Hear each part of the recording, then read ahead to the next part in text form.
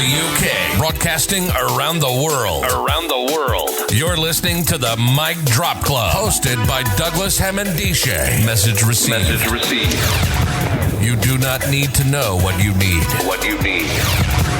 Just engage with the podcast feed.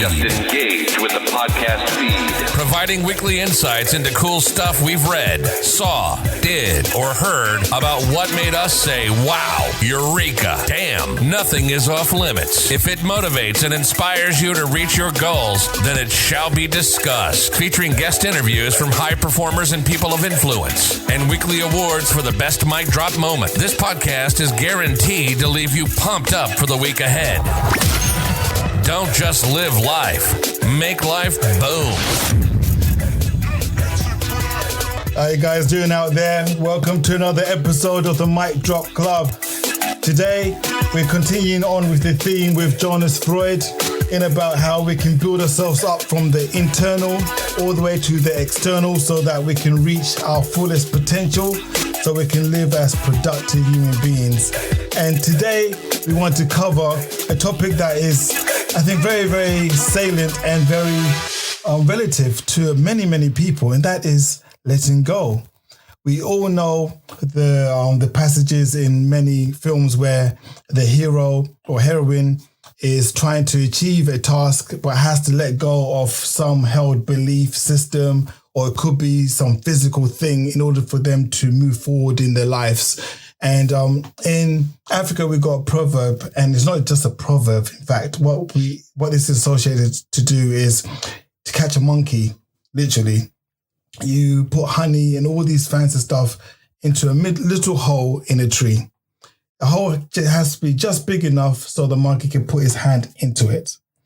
And the monkey will not let go of whatever he's holding on to, even in the face of danger.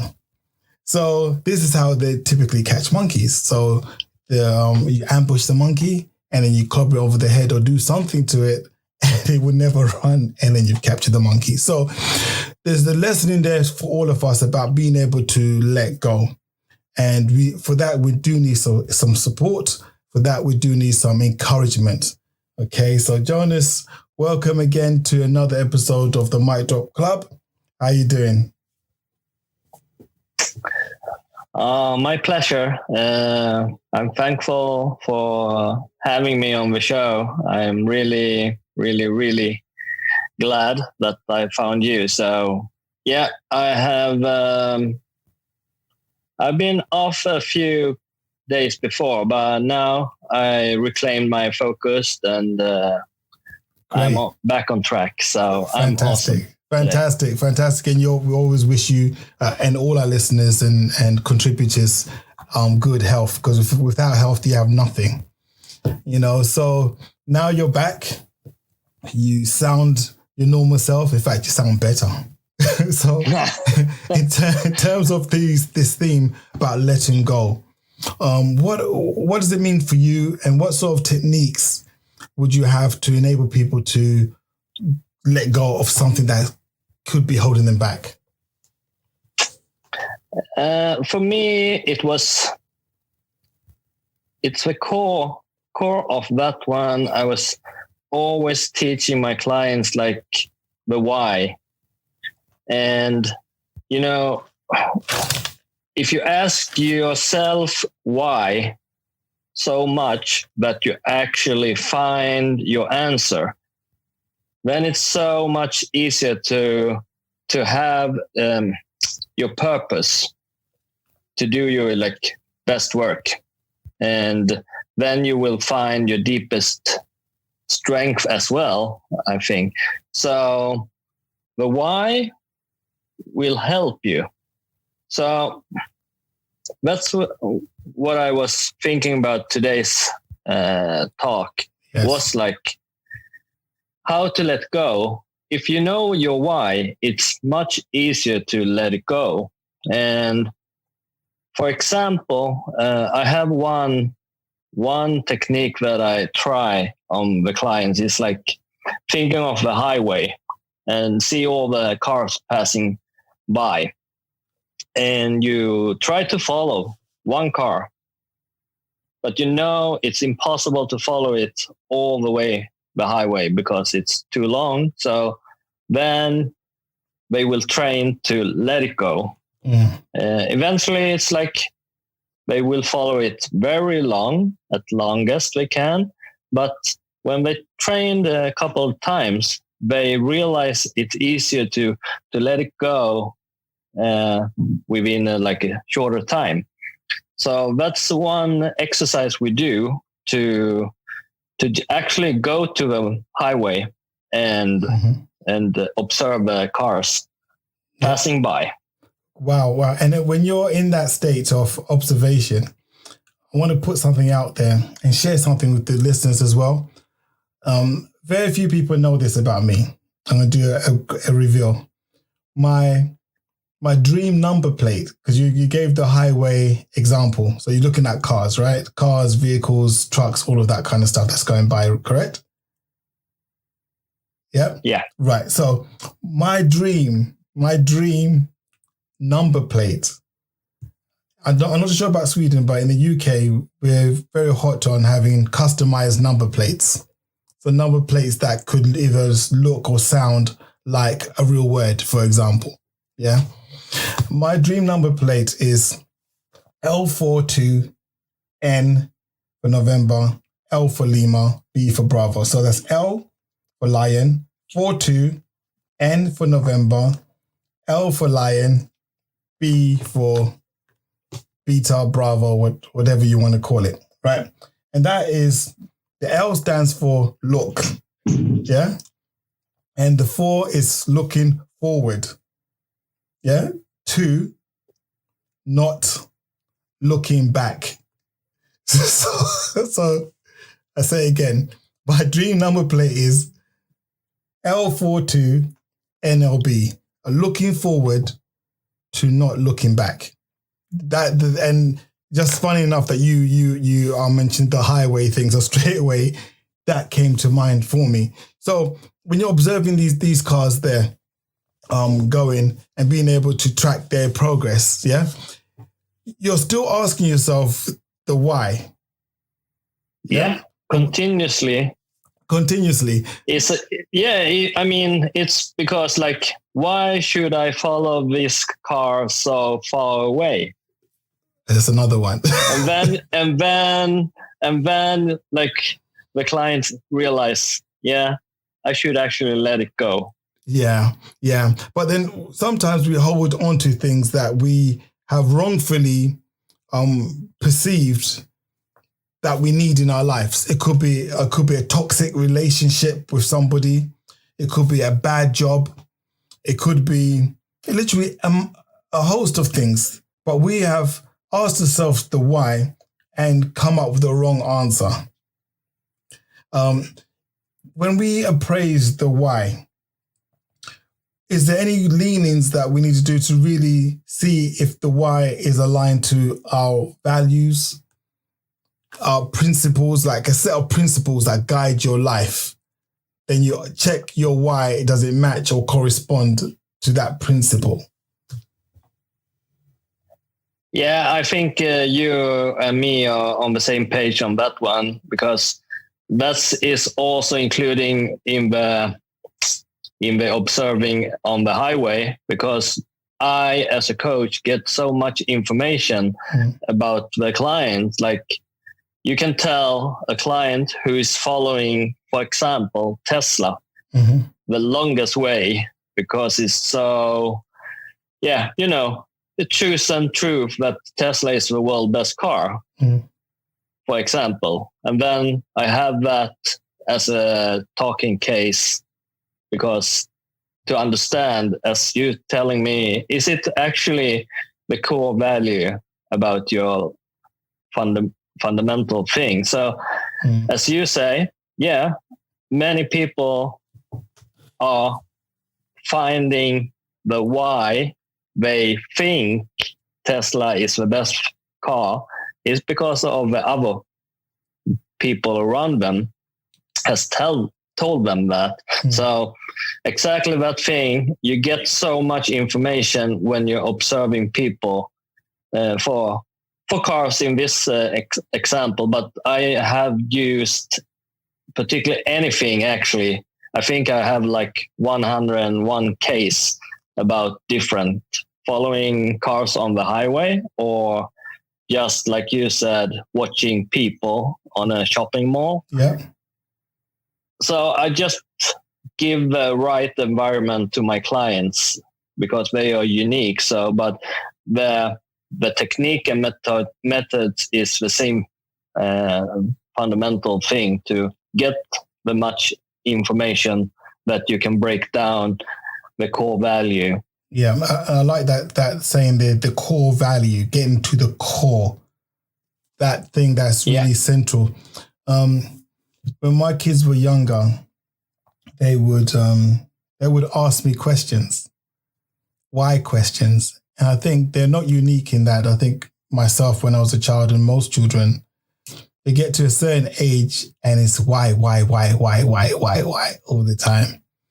And there was an occasion where my daughter asked me, I think, why the sky is blue.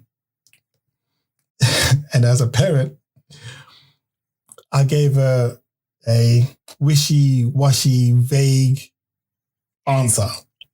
And she looked at me like, you're stupid. So she asked me again, why is the sky blue? And so I thought, let me give her a bit more educated answer. And knowing that the weather cycles, geography, all those elemental subjects are not my strongest point. I don't know why the sky is blue. So I gave another answer. I can't remember what it was. She asked me again, why is the sky blue? I could feel my heart starting to beat faster. I was starting to feel angry. And because I was being brought, I guess, to the edge of my knowledge. I was being brought to the edge of my knowledge by this young child. And I didn't know what to do about it. I was just thinking to myself, what answer can I give to just shut down the conversation? This conversation used to shut down. Now, couldn't find it. She ended up saying, I'm going to ask Mummy.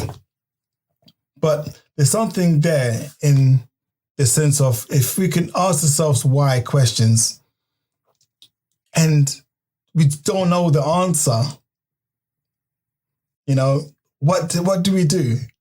How do we get the answer? Like, why do we do what we do? I think that's a question for humanity at whole, you know, to really ask humanity, ask themselves, why are we here? What do we exist from? What do we exist to be? All of these things, they're profound things. They're like major things. But I guess the answer to those, if you can get to some sort of answer or some sort of understanding that you can say, okay, fine, I might not know everything, but I'm going to pin my life on this set of understanding. How would you get somebody to get to that stage where they can hold on to a set of beliefs, a set of principles that they can just take on board as their own, you know, with maybe keeping in mind an open mind so that when new information comes, they can add to their understanding of the world and themselves? Because I guess the why is about who you are, right? Yeah, who you are and what you want to know and to develop. So as you're telling the same story that I was grown up with, I mean, when you read the science, it's like a 4-year-old kid has asked why more than, like, I would think it's like 25 years of adultness.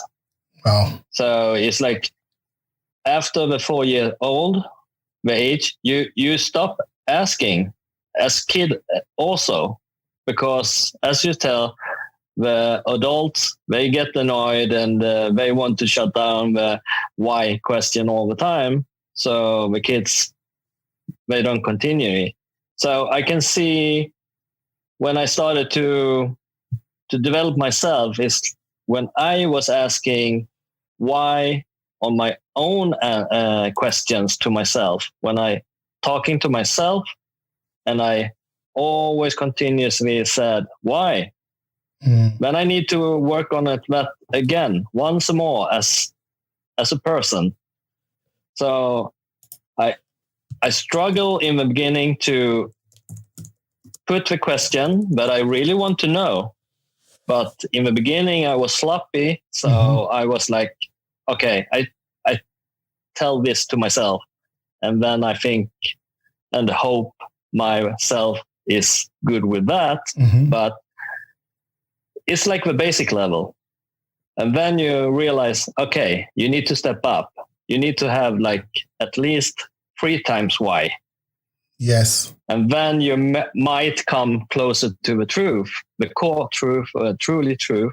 So for me, it's not the problem to be asking myself why like 10 times. So then it's become more solid. And that's what I also found out. A lot of clients that actually, like we talked about before, like if you actually really dig deeper, then it will be stronger, it will be more resilient, and so on. So that is my thing. I think people need to get back that, reclaim that why. Yeah. More often as an adult as well. But as I told you before, I always want to more to yourself first. Talk to yourself more than you ever will do and have done the last 10 years. Because I think 90% of my clients, 9 out of 10, they talk like 90% with other people, asking them questions instead of themselves. But when they turned around and asked like 90% question to themselves, then it's eased up all around themselves. So we're actually spending less energy talking to other people. So no, exactly. In terms of questioning as well, the approach to asking the right questions yields the right results. And there's something about this Socratean way of thinking whereby you ask questions that will lead you or lead the other person to the right answers that they're looking for.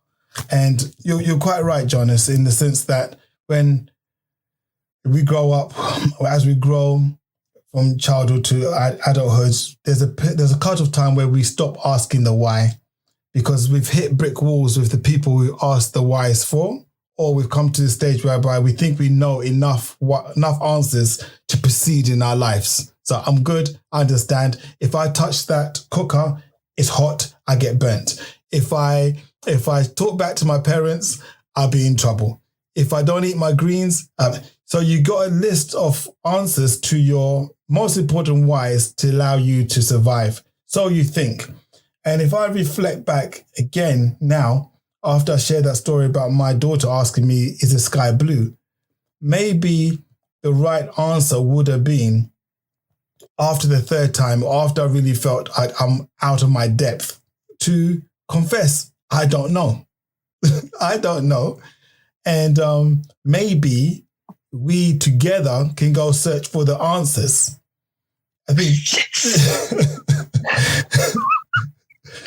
think that would have been a better way of addressing that. And that would have kept my daughter keen to search for answers, because I would have introduced her to maybe the library. Internet wasn't available then, and all of those types of things instead of shutting it down. And poor child. Yeah, okay. Yeah, you get a few more why maybe in your parents' hood. Yeah. But I mean, I'm totally agree with you, and the only thing I can tell is with my own kids as well. we experiment so much, and we really find out, like, after the third why, I'm actually, as you, I'm only a beginner in adult parenthood, because I only been parent for like 12 years now. So, but I'm still seeing myself as a beginner, because my kids still ask me why and why. And, you know, it's fulfilled myself as I want to live as I learned. So we go to the library so much that I haven't done as an adult. And I read so many books. And if I remember one time, my kids, you know, the rainbow. Does it actually starts here? Yeah, let's go find out. So we're actually chasing the rainbow. And, you know, the story, I don't know in England, but, you know, the story that you have a gold at the end. Yeah. So it's worldwide. So she said, is it really a gold mine at the end of a rainbow? I said, I don't know. Let's find out. So it's, I think the why could be also like, instead of term that I think most adults are not comfortable to have so much why. But if we can train to be more open-minded in that particular way, I think the kids generation will grow, yes, and develop, and the adult world as well will grow if they are open to actually be more curious, be more fearless. Again, like I said, like most people, I mean, we were born fearless, but yes, many put on the fearful acting during the lifetime, as you said, like, don't do that, don't do that. So I would also be like looking for like the fearless attitude to bring back that one, because I think it's necessary if we would be able to actually solve the challenge the life and society has to give, among many things. But so I think the why is a bigger question than why, only why. So I agree. And people are different. They're made up different. Some people are more leaning towards numbers, more analytical in the way they think. Other people are more into narratives, into storytelling in the way they understand the world. We all set up to process information differently. For some people, the why is not as important as the how. And they're more inclined to find out how something has come into being before they accept it. For example, if you go back to the question of my daughter asking me why the sky is blue, I could give a straightforward answer in terms of it's from creationism to whatever. I could give her a response. If she was into the analytical side, she could ask me, but how? And until she satisfied her how, she then processes her why. You know, I'm just saying that because people, they think differently, they behave differently, they gravitate to information completely differently. The why, for me, is fundamental. Why are we doing this is a fundamental thing. But to reconcile, to reach a point whereby I'm satisfied with that answer.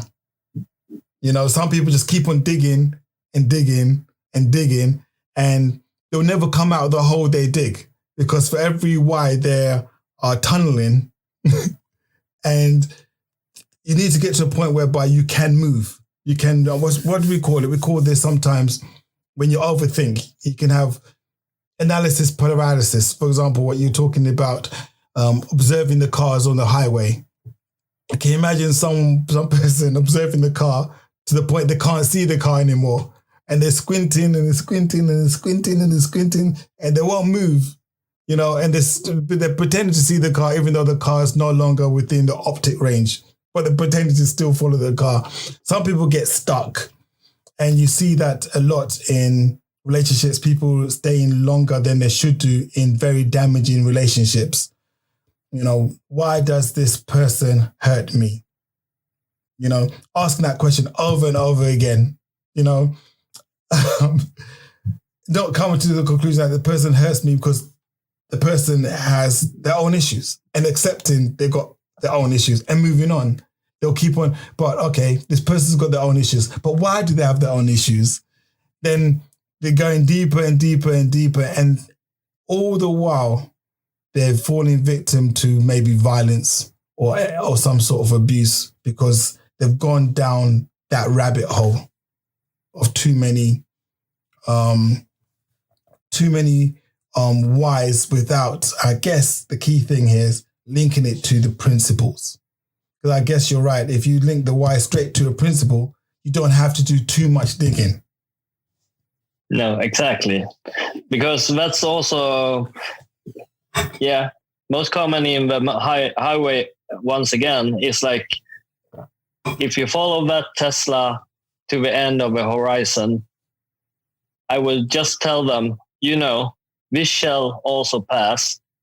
And eventually a new Tesla will come up again. Yeah. And you see that, okay, so that's the same thing in the life, but you actually like, let it go then. You follow it all the way to the horizon, but eventually it will come up again. And then you get a second chance to actually not follow that all the way down to the horizon.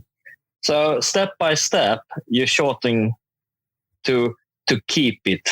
Yes. So you actually fast forward to let it go.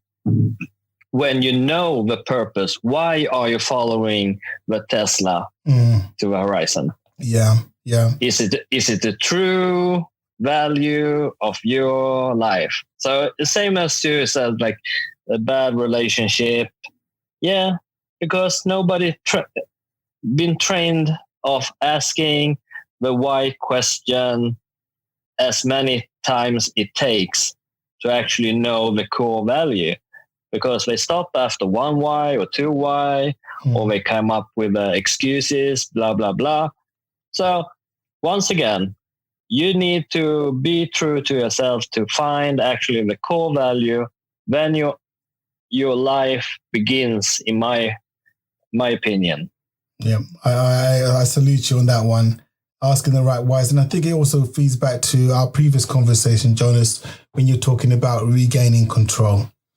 You know, when you're watching these cars go by, you are in control of your optics. You can observe one car, two cars, whatever, but you are in control as well. And I think giving people back that sense of direction, that sense that they are empowered, they have the ability to move on. Because, like you said, we're not born with fear, but fear is put into us. And, you know, the other side of fear, you get clarity. You see things for what they really are, as you're saying, with the car that goes off to the horizon, another car will appear, and trusting that another car will appear. You know, there's a trusting element. If you've grown up in an environment where there's been a break, it sounds like you have done my highway. I'm a visual person, so I see things. Yeah. I see things in images.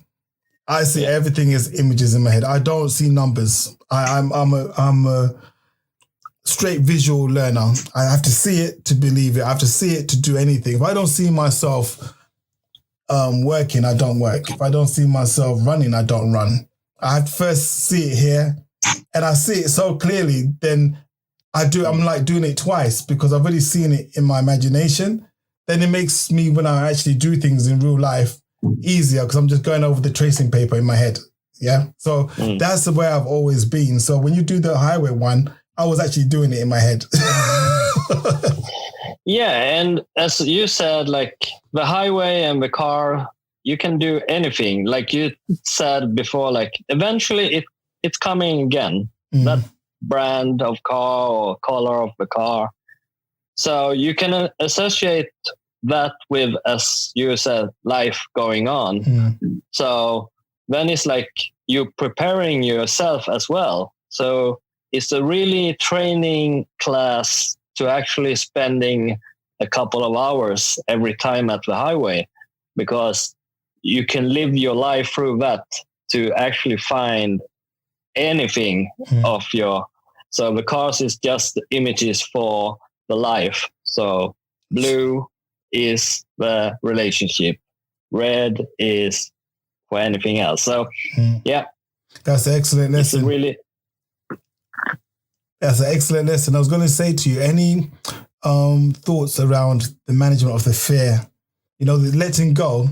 If you go back to the beginning of this conversation about the monkey putting his hand in the tree, the hole in the tree, terrified of losing that which is ready in his hand, irrespective of the dangers around them. What sort of advice can you give, or lessons can you give in terms of this fear, the fear that comes over you, getting over the fear?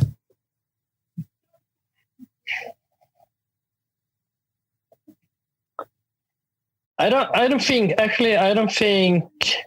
in my experience and what I believe in is like the fear isn't the problem. It's that I think the challenge is like they haven't reevaluated. Is it a fear from the start? So I think once again, you need to reevaluate all your truth that you have on your life journey. So is it a fear to get stuck in that jar for the monkey? I think like they don't think it's a fear because they are so focused on the nut in the jar. So I think let me come back to that later. I will summary it a little bit easier. Yeah. It's a deep, it's a big question really, because I guess sometimes if somebody was to say to me they're terrified, they're scared of something, and I was to say, if I was to respond by saying you're not scared, I will risk not engaging or building a trusting relationship with that individual, because there's an element whereby you have to demonstrate you acknowledge somebody's feelings, and to take them on the path to, as you said, to understand, are they really scared, and to really evaluate that fear. Yeah, is important. It's very, very important. I'm just trying to figure out how I would do that. In terms, someone says to me, "I'm terrified." What's the first response do you give back to that person who's saying that to you? Yeah, that was a really good question. Now I have a clearer answer. My girls, they often they were like, let's try this without thinking, like a fearless attitude. So I embraced that to do. But then they got older, and then they started to get like fearful of things that they used to do. Okay. Maybe they fall down from the bike or the 4-wheel ATV or anything, motocross or like that. So then they start to building up like a fearful acting.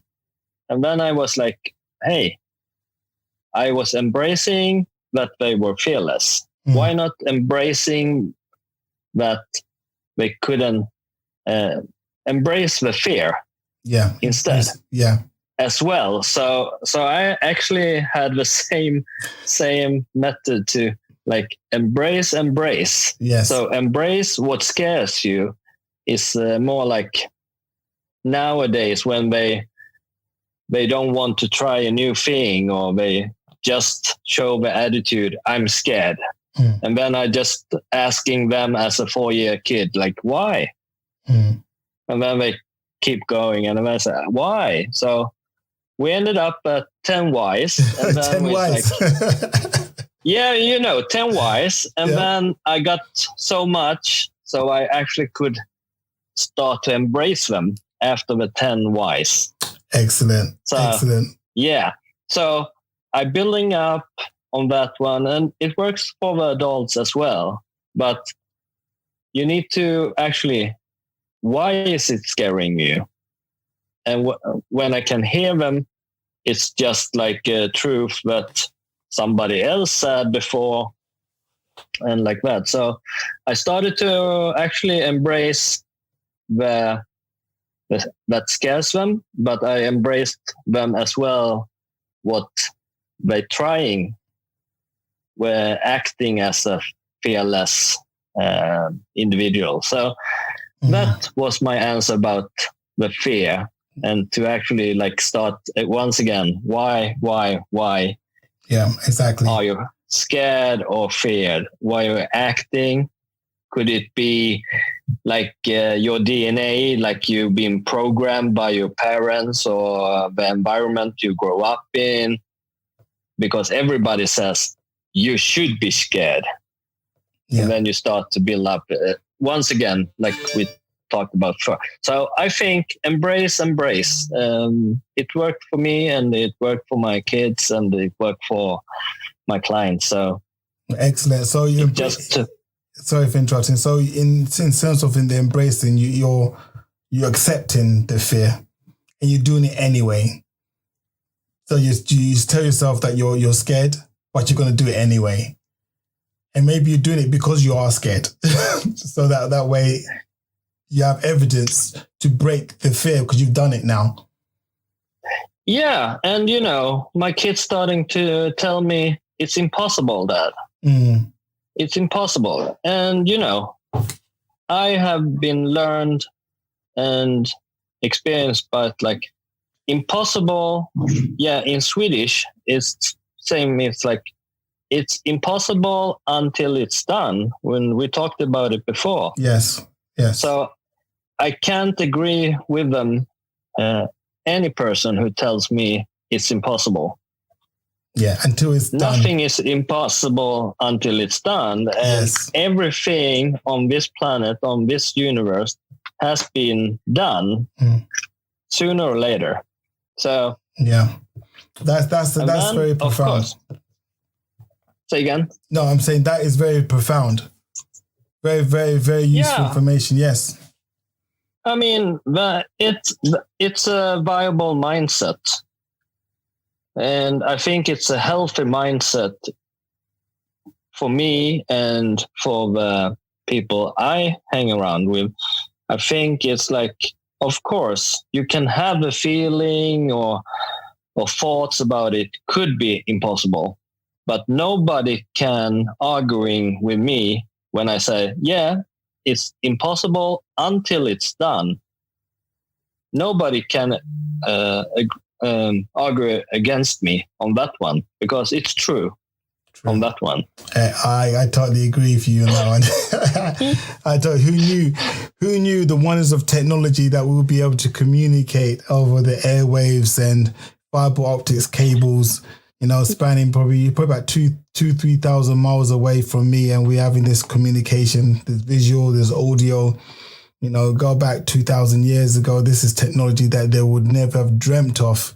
Mechanical vehicles in the sky, planes, helicopters, breaking the Earth's orbit, so shuttles, satellites. We're doing a great amount of things that were once deemed impossible. So I totally agree with you on that one. And I just want to say to you, Jonas, that this conversation we have in terms of the why is massive. And I do appreciate the time that you have focused and taken for today. Is there any other lesson that you want to leave the listeners with for this show? No, I mean, I'm practicing my English, so I'm translating my Swedish work nowadays. So I have a DCA, short for decide, commit, and act. Decide, commit, and act. I think is the right translation. Yes. Yeah. So that's what I think. It's summary of what we're talking about. So it's like being strong relies on the efficient use of your energy to perform. Indecision steals energy and promotes the failure to act. So train and learn to be resilient. Mm-hmm. I consider that as a gift you give yourself and others. That is like what I telling my Swedish clients before. Excellent. So that's, I think it's summary, like the work has to be done. So DCA. Decide, commit, and act. Yeah, I'll remember that. I've actually written it down. Again, it's very empowering statements there. Decide, the decision, gives you back control, because to make a decision, you know that you have a choice. So so that means you are open to different scenarios, and you're the one deciding what to do. The commitment again is bringing the responsibility back to the individual. You're committing to something. And then the act, which is my favorite one, which is the doing, which is the verb. You now have to do it. Like saying you're going to do something is completely different to actually doing it. I have this issue with people, I'm not too sure about the Swedish translation, who tend to use these words. I'm gonna. And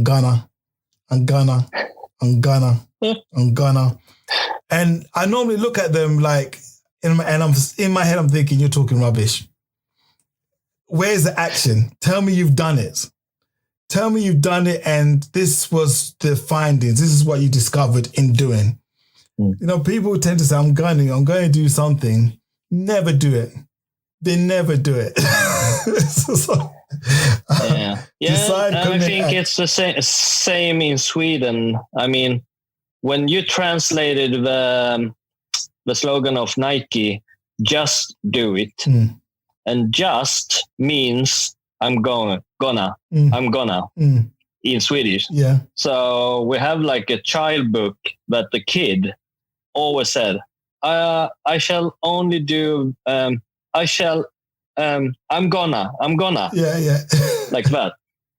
Yeah. So that's every growing up. Like, so when Nike came up with just do it, but skip the just. Exactly. Instead, just say do it. Yeah. And then it's more straight on. So, I mean, we have also here, when I like talk to my clients, like, you're saying A, you meaning B, and you're doing C.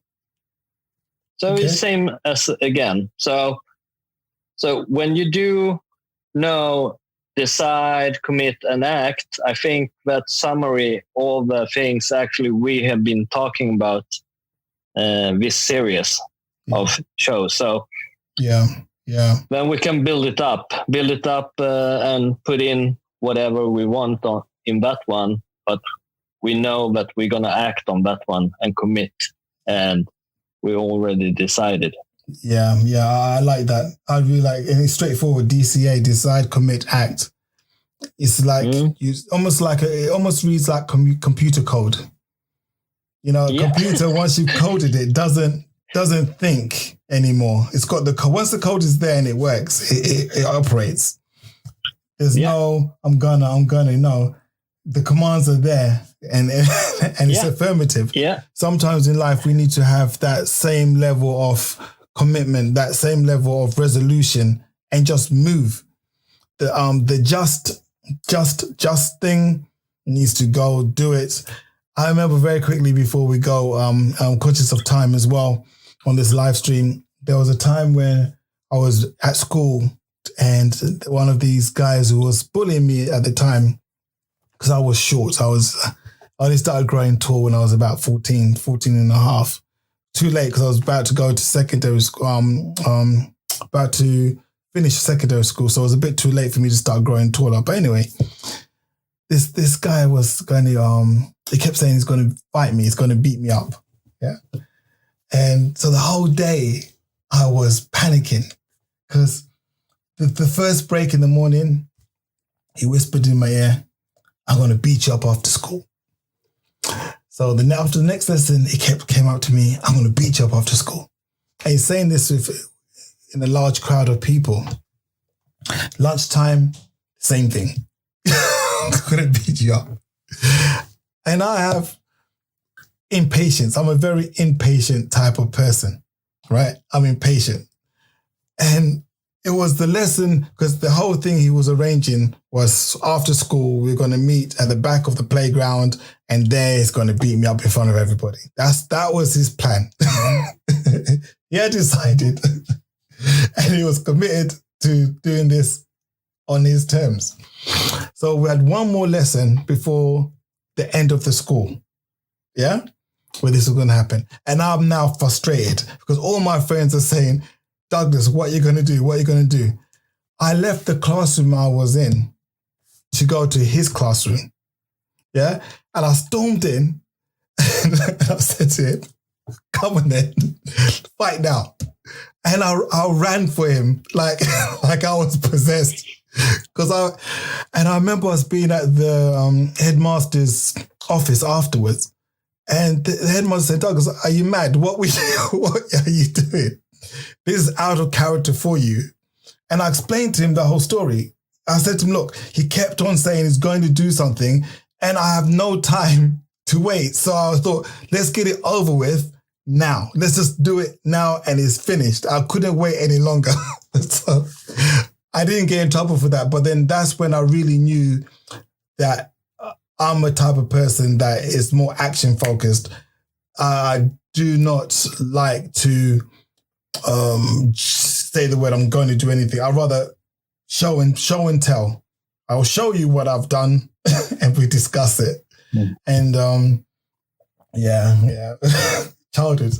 It's amazing how they shape you. I love it. Yeah, I love this. I love the story, and it tells me so much about your character. And I think, I think I can't say it so many times, but I think I will. During our relationship in forward on now, I will say to you many times, like, it takes one to know one. So, you know, it's what you're telling the story. I talking about to my friends or the clients. Anyway, I telling or talking about what are you running away from, or are you running towards something? But mostly people today, they're running away. But I encourage them, embrace them to run towards what are the struggling or like that, because make it short. If it's going to be painful to run towards, it's going to be just short term. But if you run away, it's going to be long term. Yeah. And it will going to tear you down. So when you're open on that one, then you turn around. So instead of running away from something, you're running towards that particular thing, and end of story, as you telling me the story. So I love you. Oh, I love you too. Thanks a lot for contributing to this show. We're going to have another show lined up next week on some more interesting topics. Please reach out to us via our handle on either Twitter or via Podbean. just send us your questions, and Jonas and I will break them down for you so we can build you up for the week ahead. Be safe, people, and we out. Thank you for listening. Don't forget to check out micdropclub.com and get the show notes and useful links. Subscribe to the podcast. Don't just live life, make life boom.